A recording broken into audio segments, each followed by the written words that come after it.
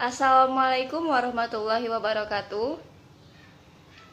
Perkenalkan, nama saya Anissa Agustina, NPM 19100133111008. Mata kuliah Hukum Tata Negara.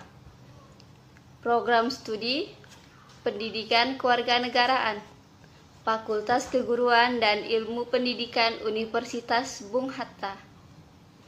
Baiklah, di sini saya akan menjelaskan secara singkat azas-azas hukum tata negara dan sumber hukum tata negara. Yang pertama, pengertian azas hukum. Azas hukum atau Rechtsbeginselen merupakan salah satu bagian dari kaidah hukum. Azas hukum bersifat umum dan abstrak, sehingga ia menjadi roh dan spirit suatu perundang-undangan. Pada umumnya, azas hukum berubah mengikuti dengan kaidah hukum, sedangkan kaidah hukum berubah dengan mengikuti perkembangan masyarakat. Jadi, kaidah hukum berpengaruh sesuai dengan waktu dan tempat. Azas hukum berfungsi baik di dalam maupun di belakang sistem hukum positif. Azas hukum dapat berfungsi demikian karena berisi ukuran nilai. Sebagai kaidah penilaian azas hukum itu mewujudkan kaidah hukum tertinggi dari suatu sistem hukum positif. Itu sebabnya azas-azas hukum itu adalah pondasi dari sistem tersebut. Selanjutnya, pengertian azas hukum menurut para ahli. Yang pertama, menurut Van Eyck-Holmes, azas hukum adalah dasar-dasar atau petunjuk arah dalam pembentukan hukum positif. Azas hukum tidak boleh dianggap sebagai norma-norma hukum yang konkret, tetapi dipandang sebagai dasar-dasar hukum atau petunjuk-petunjuk bagi hukum yang berlaku. Pembentukan hukum praktis perlu berorientasi pada azas-azas hukum tersebut. Selanjutnya, menurut Paul Scholten berpendapat bahwa azas hukum adalah kecenderungan-kecenderungan yang diisyaratkan oleh pandangan kesusilaan. Pada hukum merupakan sifat-sifat umum dengan segala keterbatasannya. Selanjutnya, menurut Sudikno Mertokusumo, mengemukakan azas hukum merupakan pikiran dasar yang umum dan abstrak, atau merupakan latar belakang dari peraturan yang konkret. Terdapat dalam dan di belakang dari setiap sistem. Terjadi dalam peraturan perundang-undangan dan putusan hakim yang merupakan hukum positif. Azas hukum dapat ditemukan dengan mencari sifat-sifat atau ciri-ciri yang umum dalam peraturan yang konkret tersebut. Fungsi ilmu hukum adalah mencari azas hukum ini dalam bentuk hukum positif. Selanjutnya ada azas negara hukum. Prinsip dari azas negara hukum ialah bahwa semua warga negara tidak terkecuali dari kelas-kelas manapun harus tunduk di bawah kendali hukum. Inilah yang disebut dengan equality before the law. Kesetaraan dan kesamaan posisi dalam hukum menjadi salah satu pemikiran penting dalam hukum tata negara. Undang-Undang Dasar Negara Republik Indonesia tahun 1945 sebagai konstitusi tertulis menyatakan bahwa Indonesia adalah negara hukum. Akibatnya, segala tindakan dan keputusan individu dan kelompok, baik dalam konteks lembaga negara maupun warga negara harus tunduk pada perintah hukum. Manusia perlu dididik menjadi warga yang baik, yang bersila, yang akhirnya akan menjadi manusia yang bersifat adil. Apabila keadaan semacam itu terwujud, terciptalah suatu negara hukum, karena tujuan negara adalah kesempurnaan warganya yang berlandaskan atas keadilan. Selanjutnya, azas Pancasila. Pancasila adalah filosofi atau filsafat dasar bangsa dan negara. Sebagai filsafat dasar bangsa dan negara, Pancasila menempati posisi sentral dalam upaya membangun negara hukum Indonesia yang berdasarkan falsafah bangsa. Artinya,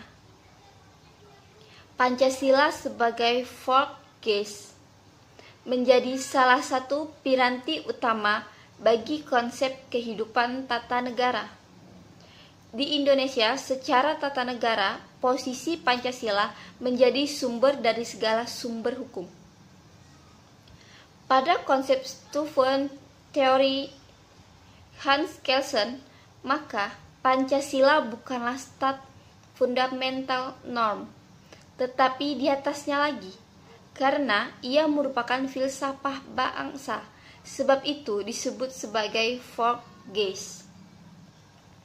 Sila-sila dalam Pancasila mengandung daya magis yang kuat bagi plan vital persatuan dan kesatuan bangsa. Adanya jaminan terhadap pluralitas, penghargaan terhadap hak asasi manusia, dan piranti-piranti kehidupan kolektif lainnya. Sila pertama, ketuhanan yang Maha Esa. Bangsa Indonesia menyatakan kepercayaan dan ketakwaannya terhadap Tuhan yang Maha Esa. Manusia Indonesia percaya dan takwa terhadap Tuhan yang Maha Esa. Masyarakat Indonesia mempercayai agama dan kepercayaannya masing-masing.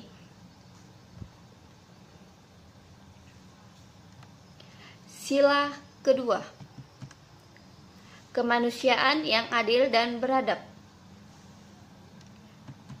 Memperlakukan manusia dengan harkat dan martabatnya sesuai dengan makhluk Tuhan yang Maha Esa. Mengakui persamaan derajat, persamaan hak dan kewajiban.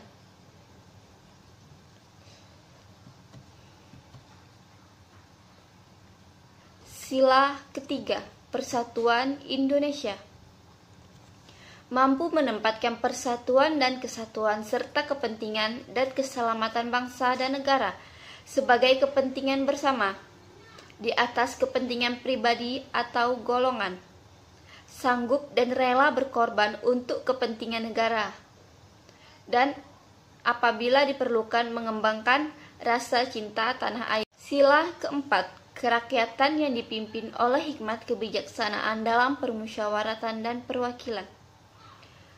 Sebagai warga negara dan masyarakat Indonesia, setiap manusia mempunyai kedudukan hak dan kewajiban yang sama, tidak boleh melaksanakan kehendak pada orang lain, mengutamakan musyawarah dan mengambil keputusan untuk kepentingan bersama.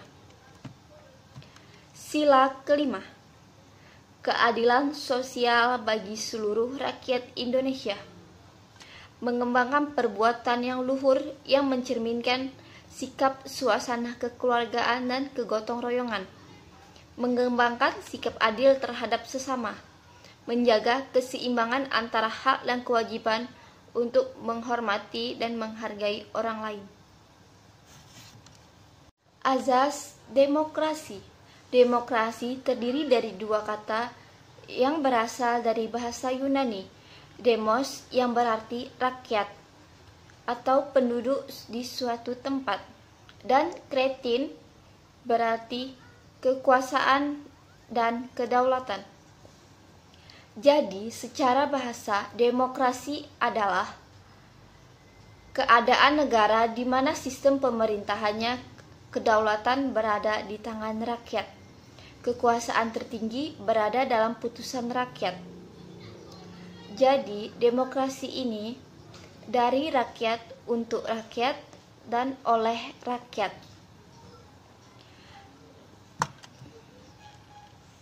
Demokrasi sebagai dasar hidup bermasyarakat dan bernegara mengandung pengertian bahwa rakyatlah yang memberikan ketentuan dan dalam masalah-masalah mengenai kehidupannya, termasuk dalam menilai kebijakan negara, karena kebijakan tersebut akan menentukan kehidupan rakyat di masa yang akan datang. Kehidupan rakyat, dan demikian negara yang menganut sistem demokrasi adalah negara yang diselenggarakan berdasarkan kehendak dan kemauan masyarakat.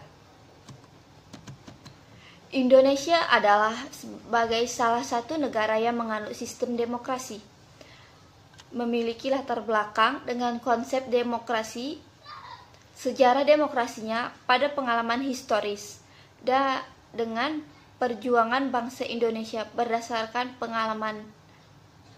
Indonesia yang menemukan jati dirinya dalam menerapkan hakikat demokrasi yang berdasarkan pada kehendak kultural. Itulah sebabnya kenapa Indonesia menerapkan konsep musyawarah untuk mufakat sebagai ciri khas dari demokrasi, yaitu sila Pancasila keempat. Kerakyatan yang dipimpin oleh hikmat kebijaksanaan dalam permusyawaratan dan perwakilan. Selanjutnya, azas negara kesatuan. Dalam hal ini, susunan negara tidak terbagi dalam konteks azas negara kesatuan. Dalam hal ini, susunan negara tidak terbagi atau dalam konteks yang lebih kuat. Dapat dinyatakan bahwa susunan negara dalam negara kesatuan hanya terdiri dari satu negara. Tidak ada negara-negara bagian, yang ada hanya daerah-daerah atau provinsi dan kabupaten kota. Pandangan ini senada dengan argumen Kusnardi dan Harmaili Ibrahim. Ia menekankan bahwa negara kesatuan yang dimaksud adalah berhubungan dengan susunan negara, bahwa susunan negara hanya satu dan tidak ada dikenal adanya seperti halnya pada suatu negara federal. Penegasan mengenai konsep negara kesatuan ini merupakan konsekuensi dari Penegasan mengenai konsep negara kesatuan ini merupakan konsekuensi dari penekanan pasal 1 ayat 1 Undang-Undang Negara Republik Indonesia tahun 1945 yang menegaskan bahwa negara Indonesia adalah negara kesatuan yang berbentuk republik.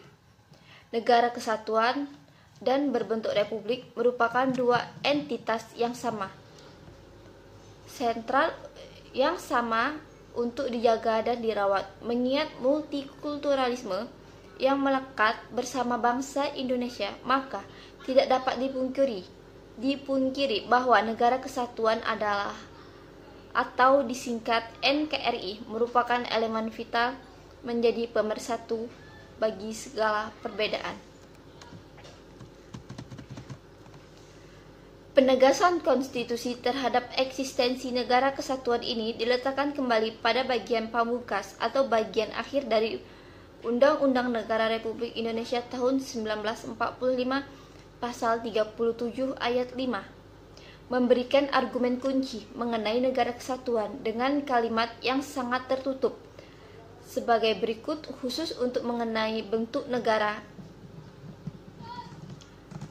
Indonesia tidak dapat dilakukan perubahan ini. Negara Kesatuan Republik Indonesia tidak dapat dilakukan perubahan. Rasa ini diletakkan di bab tentang perubahan Undang-Undang Dasar. Hal ini guna memastikan bahwa meskipun akan dilakukan perubahan, maka suatu ketentuan yang tidak bisa dirubah, yakni posisi NKRI. Dengan argumen penutup ini, maka sebagian ahli menyebut dengan harga mati, atau dalam bahasa sehari-hari yang sering kita dengar, NKRI harga mati. Azas hak asasi manusia. Hak asasi manusia merupakan salah satu azas mendasar dalam hukum tata negara, karena secara prinsip keberadaan lembaga-lembaga negara beserta fungsi yang melekat di dalamnya adalah untuk melindungi hak asasi manusia. Hak asasi manusia kita dapatkan sejak dari dalam kandungan sampai kita besar menjadi manusia ataupun makhluk sosial. Hukum tata negara menempatkan azas hak asasi manusia sebagai prinsip dasar bernegara. Menurut Jan Matterson menegaskan bahwa hak asasi manusia adalah hak yang melekat pada setiap manusia, yang tanpanya manusia mustahil dapat hidup sebagai manusia. Artinya, hak asasi manusia berkaitan secara langsung dengan kehidupan manusia, karena melekatnya kehendak dan kebebasan sebagai manusia untuk menjadi manusia yang bersosialisasi kepada masyarakat, ataupun bisa disebut sebagai manusia makhluk sosial.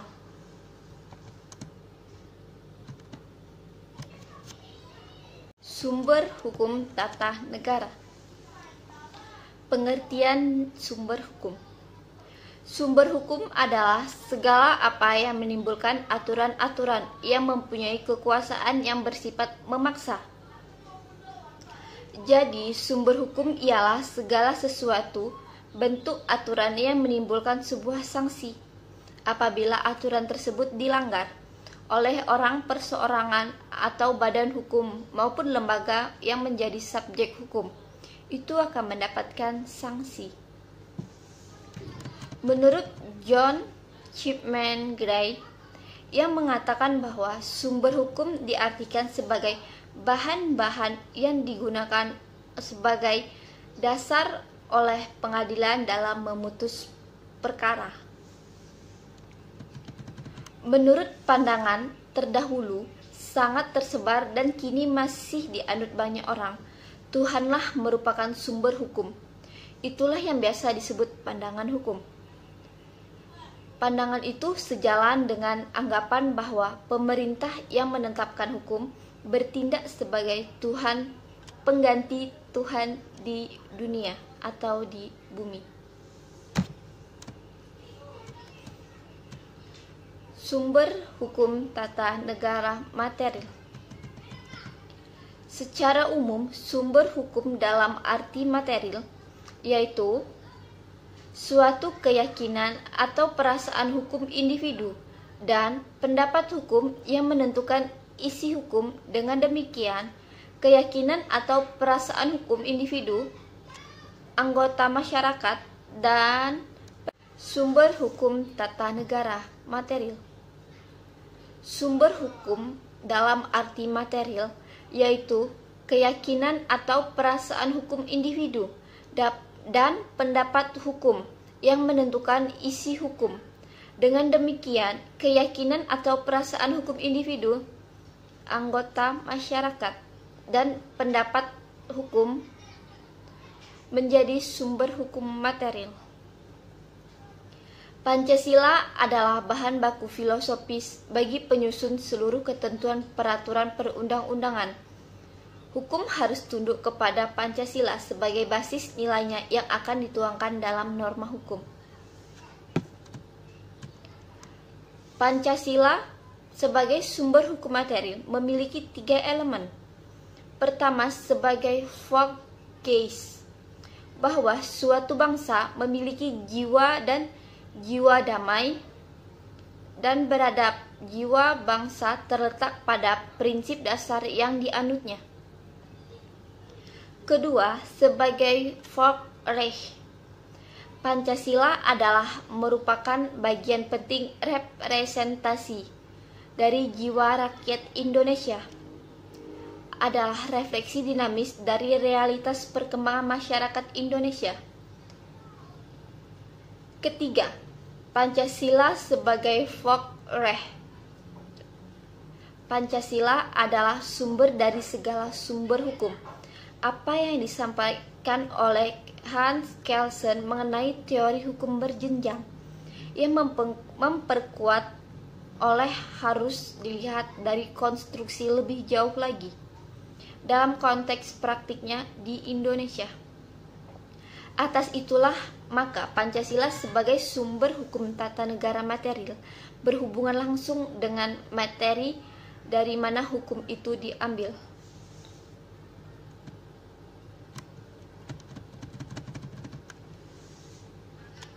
Sumber hukum tata negara formil.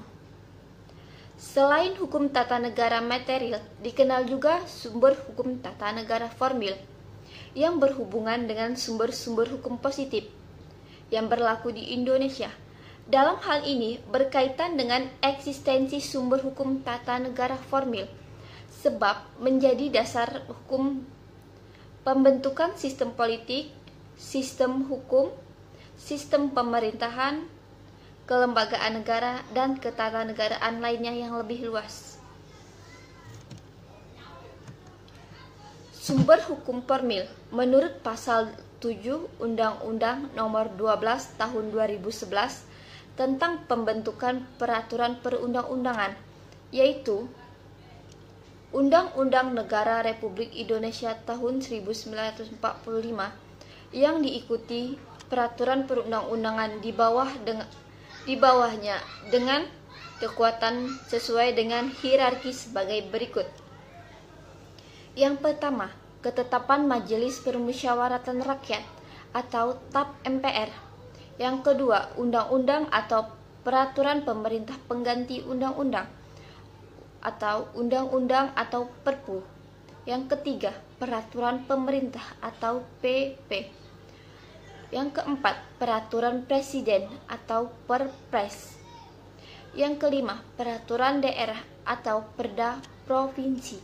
Dan yang keenam, peraturan daerah, kabupaten atau kota, Perda kota atau kabupaten.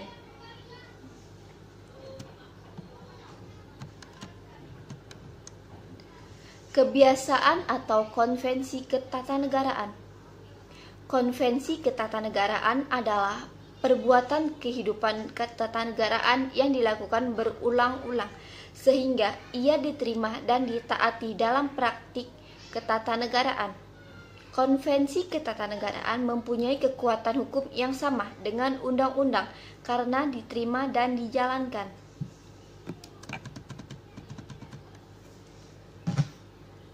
Jurisprudensi dalam hukum tata negara. Istilah jurisprudensi berasal dari bahasa Latin, dari kata jurisprudentia, yang berarti pengetahuan hukum. Jurisprudensi dapat merupakan sumber hukum dalam arti formal.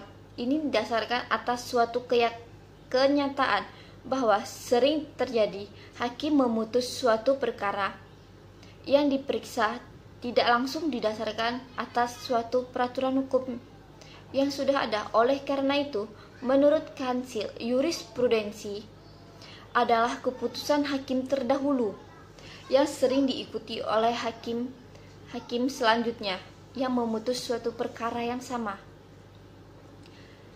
Sehingga hakim biasanya menciptakan hukum sendiri berdasarkan keyakinannya sendiri, karena hakim terdahulu sudah memutuskannya.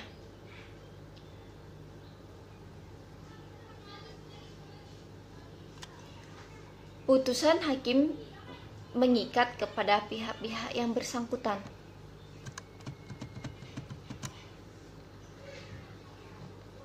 Traktat adalah perjanjian-perjanjian yang dilakukan oleh dua negara atau lebih yang mengikat negara-negara melakukan perjanjian. Dalam hal ini, traktat menempati posisi sebagai sumber hukum nasional dalam melakukan hubungan dengan negara lain. Menurut pasal 2 ayat 1, suatu persetujuan internasional yang diadakan antar negara dalam bentuk yang tertulis yang diatur oleh hukum internasional, baik yang berupa satu instrumen tunggal ataupun dua instrumen yang saling berkaitan tanpa memandang apapun juga namanya. Negara yang mengikatkan diri pada perjanjian internasional tersebut menjalankan ketentuan yang diatur dalam perjanjian internasional. Hal ini adalah menyebabkan kenapa traktat atau perjanjian menjadi sumber hukum dalam hukum tata negara.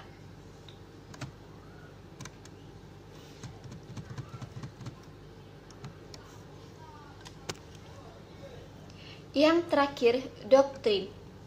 Doktrin adalah pendapat atau teori-teori dari para ahli hukum. Kedudukan doktrin sendiri dalam praktiknya sangatlah penting dalam memengaruhi pengambilan keputusan oleh hakim. Hakim dalam mengambil keputusan seringkali mengutip pendapat suatu teori dari seorang atau beberapa orang ahli hukum mengenai kasus yang dihadapinya, apalagi jika ahli hukum tersebut juga menyatakan mengenai bagaimana penyelesaian suatu kasus dengan sampai selesai. Jadi, kedudukan doktrin merupakan sumber hukum yang sangat berpengaruh bagi putusan hakim selain undang-undang. Doktrin akan memudahkan para hakim memecahkan suatu persoalan hukum. Namun, perlu kehati-hatian. Penerapan hukum biasanya tidak lepas dari cara berpikir, dasar pandangan ideologi yang dianut, dan keadaan sosial politik, kenyataan yang ada pada waktu tertentu. Itulah penjelasan secara singkat dari saya mengenai azas-azas hukum tata negara dan sumber hukum tata negara. Sekian dari saya. Wassalamualaikum warahmatullahi wabarakatuh.